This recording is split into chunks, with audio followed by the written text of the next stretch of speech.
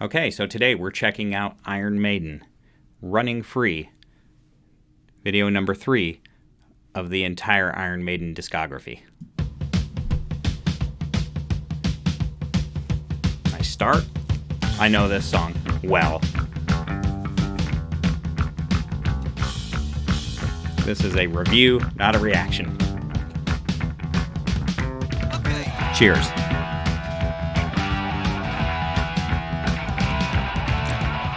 Although I've almost exclusively only heard the live of this.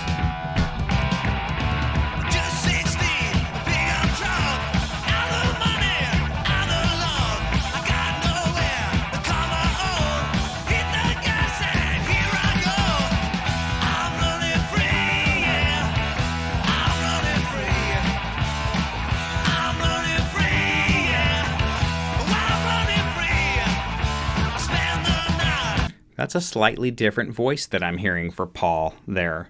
Again, I'm very unfamiliar with Paul Di'Anno. I am a Bruce Dickinson child, I guess you could say. But so far we have checked out Prowler. Now we're on to Running Free. Man, this is the third song, and I'm trying to catch some information here real quick. Sorry, I got lost on my Wikipedia, but I don't think I've heard this kind of energy from Paul's voice yet in either of the two songs previously.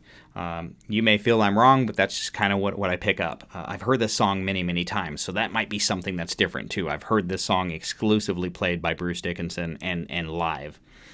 Looks like Running Free was released as a single on February 8th in 1980, reached number 34 in the UK singles charts.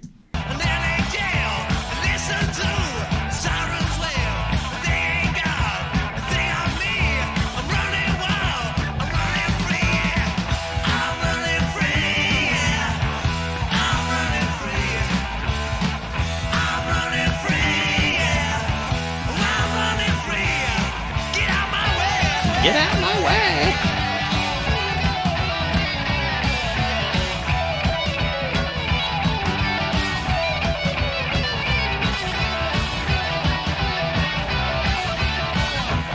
Love the harmonizing guitars as always.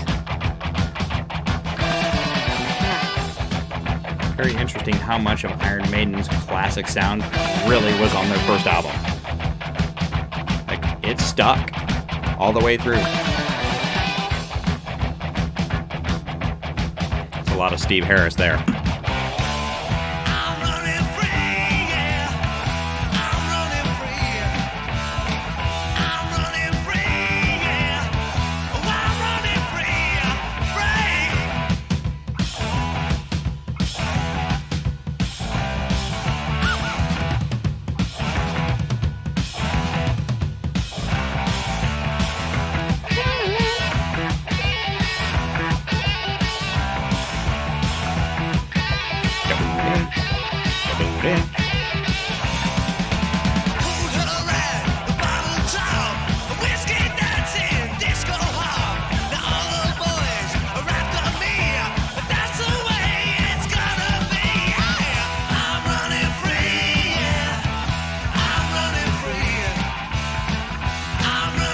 Vocal harmonies.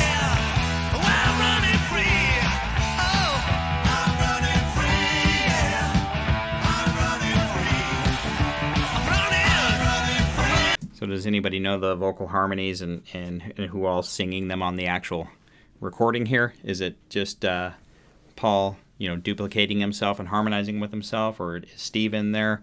Those old school Iron Maiden fans that know those little kind of details, those are the kind of weird little questions that I'm going to ask. It's going to be like, wow, he wants to know about that one little thing from the one part of the song? Sometimes I do. I've spent a lot of time in recording studios, recording music, and I've done a lot of vocal harmonizations myself. I'm known to be really good at it. And it's just catching my ear right there, and I'm just curious. Something that's not going to be in the Wikipedia. Does Paul do those all himself, or is that a shared responsibility? If you know, throw it in the comments. Might get some differing stories, but you guys talk about it. Interesting, Paul. And I'm not getting a whole lot of new music here because I'm very familiar with this. So we're third song in. I'm third song that I've heard. The first two I wasn't too familiar with, but this song I'm very familiar with. Cool story. we got vocalist Paul Di'Anno, who wrote the song's lyrics, describes it as a very autobiographical song. Though the course I've never spent in the night in an LA jail, it says, it's about being 16, and like it says, just running wild and running free. It comes from his days as a skinhead. Okay. According to classic rock and metal hammer contributor Dave Lang, who wrote that. So that's what vocalist Paul has to say about this specific song itself. We've got some information about Dennis up here as well. This is the only album that he played guitar on. Apparently there were some creative differences. Suspicions were kind of first raised during their recording when he added a Wishbone-esque harmony guitars and backing vocals that were kind of reminiscent of Queen. And I guess he did that to Phantom of the Opera, which I'm assuming is on this album. I'm sure it is, but we haven't gotten to it yet. So apparently he did some stuff to make it sound too Queen-like on Phantom of the Opera. And the band immediately disapproved and had it removed. I guess he finished out the album, but it was kind of that moment that they knew that just musically they weren't going to work together. Let's back it up a little bit.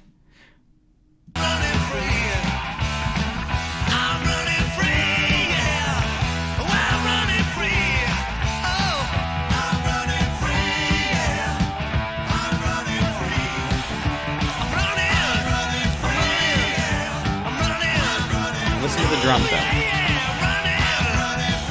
Sorry, I know I interrupt, but this is a reaction. We're here to learn and talk about this. So if you want to hear all the original video without me blabbering on, you shouldn't have clicked on a reaction video, first of all. Second of all, link for the original's in there, so go listen to it if you think I talk too much. But I'm hanging out and learning this, and that's what this series is about.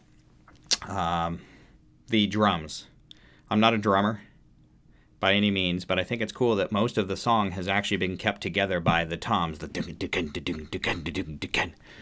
You'll hear a lot of music typically gets held together a little bit with either a hi-hat cymbal, some sort of cymbal involvement in trying to hold that beat together. Not that this has never happened and it's ridiculously unique. This happens. But it's catching my ear. I like that it's happening. I think it's interesting that it's happening in 1980. He's putting that together and not doing any management of the drum beat with any use of hi-hat or ride or anything along those lines. He's essentially letting the toms that he's using carry that kind of main part of the rhythm section forward.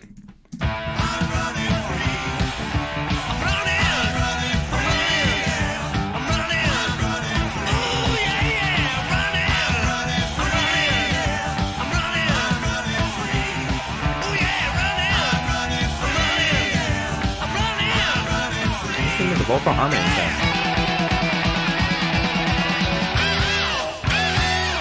thing. Ooh, you know what, man? That was high. Oh, oh, oh! That probably wasn't even close to it, but it gets up there and register. Or when are we going to hear that? I want to hear a little bit more of that. It's been kind of subdued at this point. Much better singer than I ever kind of thought / gave him credit for. I'm sure we'll find out through the discovery. I'm not sure why Paul didn't stay on as a singer. Again, Bruce Dickinson era.